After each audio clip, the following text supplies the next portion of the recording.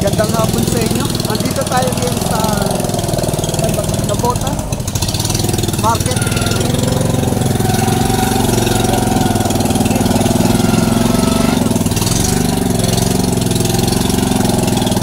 So sa Nabotas Market po tayo.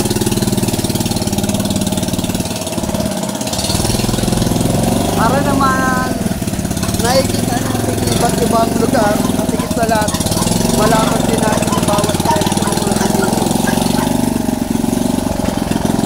So sa mga napapansin sobrang ingay ng motor. Sa mga napapansin ko po ang bawat paninda ngayon ay napakamura talaga. So mga mura po yung mga bilihin ngayon dito po sa palengke ng Nabotas.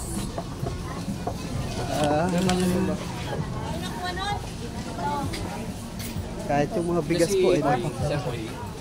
Dito po. Dito po. Laro kayo bukas? Magaling to eh. Idol ko to eh. Magaling mag-point lang siya.